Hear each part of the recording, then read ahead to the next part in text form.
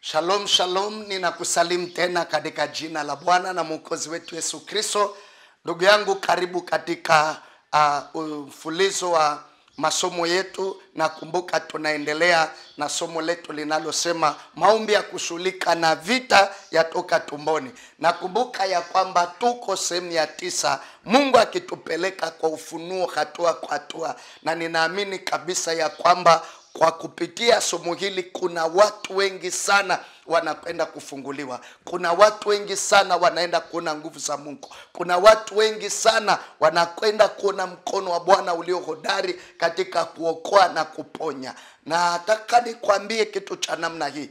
Pale ambapo unataka kuona mafanikio kwenye maisha yako, jifunze sana juu ya neno la Mungu. Kuwa mtu wa maombi siku zote. Tamani kulijua neno la Mungu. Mungu analiangalia neno lake apate kulitimiza. Kwa hiyo ninaamini katika masomo haya kuna mtu mmoja ambaye anakwenda kufunguliwa katika jina la Yesu Kristo.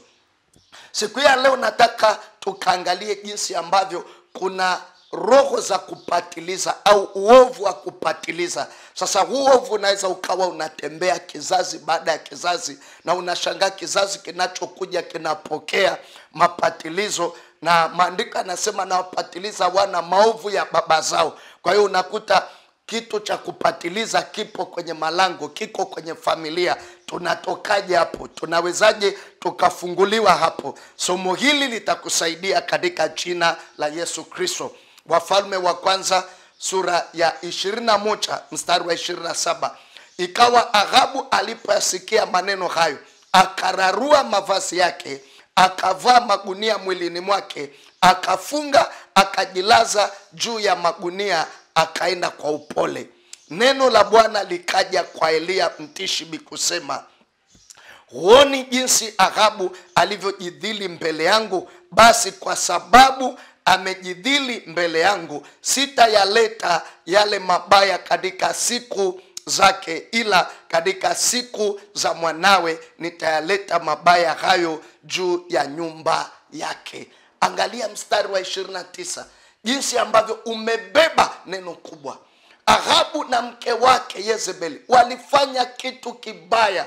Walimuua mtu anaitwa Nabothi, wakachukua na mali yake, wakachukua shamba lake. Mungu anaachilia adhabu kwenye familia ya Ahabu. Ahabu naye anakwenda mbele za Mungu, anamuomba Mungu amrehemu, kitu ambacho Ahabu hakuomba. Hakuomba adhabu iondolewe, aliomba kosa liondolewe, dhambi iondolewe, uovu uondolewe, lakini hakuomba ile adhabu iondolewe kwenye maisha yake. Sasa Mungu anasema nimemsamehe, ila haya mabaya ambayo yalikuwa yampate baba, yani Ahabu, yatakuja kumpata mtoto.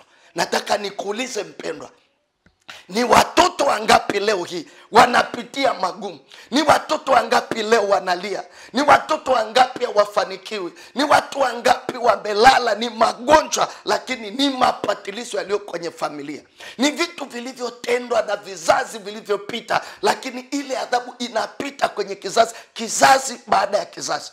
Watu wengi wanalia leo. Mwingine anajiuliza, mimi dhambi yangu ni ipi? Kosa langu ni lipi? Kama ni kuomba rehema, nimeomba. Kama ni kwenda kwa watumishi, nimeenda. Kama ni mitume na manabii, nimeenda. Kama ni kuombewa, nimeombewa. Lakini ni kwa nini ninapitia hali hii? Nataka nikwambie mpendwa, uliomba rehema, lakini ukomba adhabu iondolewe.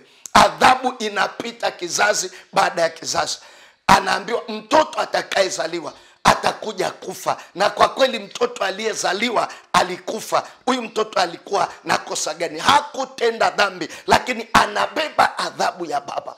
Kuna vitu vimetendeka kwenye maisha yetu. Kuna vitu vimetendeka maofisini. Kuna vitu vimetendeka vya maumivu kwenye maofisi ya watu, kwenye kazi za watu na biashara, lakini kwa sababu vimesababisha machozi ya watu wengi, yale machozi yameachiliwa kama adhabu kukitesa kizazi. Tuko mahali hapa, tutaomba toba kwa damu ya Yesu Kristo. Na mimi nataka nikwambie mpendwa, kama kuna roho au kuna nguvu au mkono wa adui unakutesa, kimbilia kwa Yesu mapema. Kimbilia kwa Yesu, kimbilia kwenye maombi. Ingia kwenye maombi ya toba, utafunguliwa katika jina la Yesu Kristo. Kwa hiyo ona jinsi ambavyo adhabu za mambo aliyopitia baba zao kwenye eneo la uchumi, kwenye eneo la mafanikio hayawezekani tena, kwa sababu kama mtoto anakufa, manake anakufa na ndoto. Anakufa na ndoto. Kuna kitu kimoja nataka nikwambie mtumishi, na unisikilize kwa makini, na ukipata neema ya kuwasaidia watu wengine ukawasaidie. Kuna watu wengine hawajui kitu cha namna hii, ya kwamba mtu anapokufa, kinachokufa ni ndoto na maono yaliyoko ndani yake.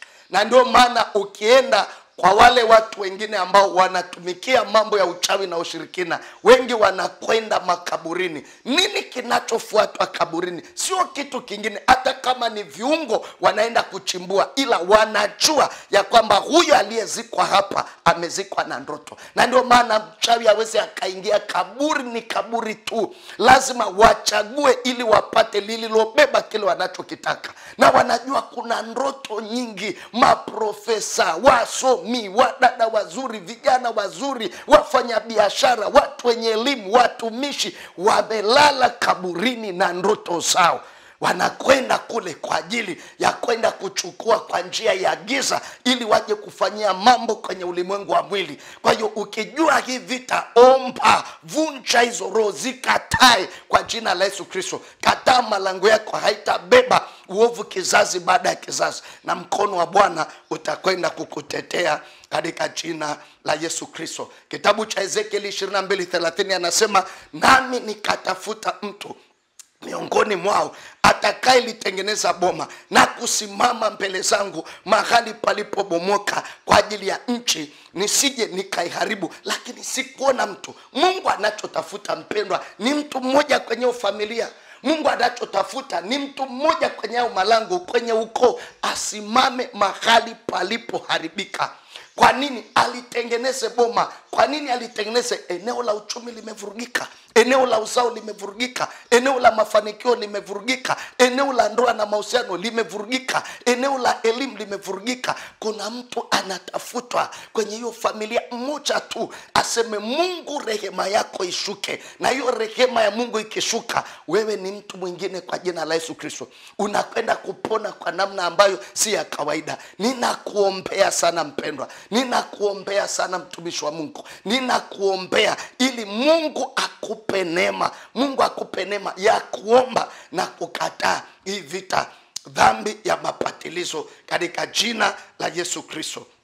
Sasa nitakusaidia hapa katika kuomba, na kwa sababu kuomba kunahitaji uitumie damu ya Yesu Kristo. Ni damu ya Yesu tu ikaondoe adhabu, na tunaenda kuomba kwamba adhabu ikaondolewe kwenye maisha yako, ikaondolewe kwenye nyumba yako, ikaondolewe kwenye kizazi chako. Ndicho kitu ambacho tunakitafuta hapa katika jina la Yesu Kristo, na neema ya Mungu itaenda kutufunika kwa namna ya kipekee. Naomba tuombe. Mungu wetu na Baba yetu wa mbinguni, asante kwa ajili ya mtumishi wako ambaye anasikia ujumbe huu sasa.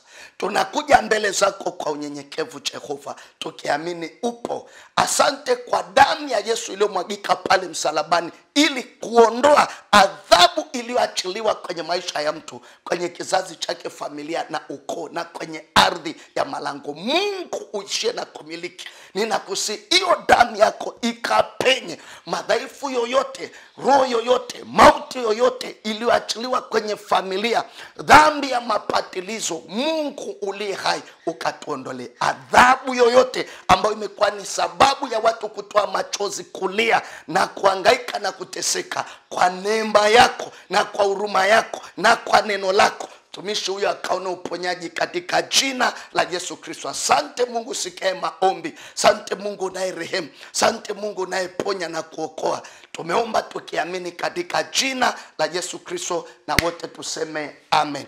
Mpendwa mtumishi wa Mungu, ulikuwa nami Jacob Mlawi. Karibu tena katika vipindi vinavyofuata. Tunamshukuru Mungu kwamba tumemaliza hii sehemu ya 9 na tunaenda sehemu yetu ya 10, na mkono wa Bwana utakuwa upande wetu kwa ajili ya kututetea, na Mungu akubariki. Amen.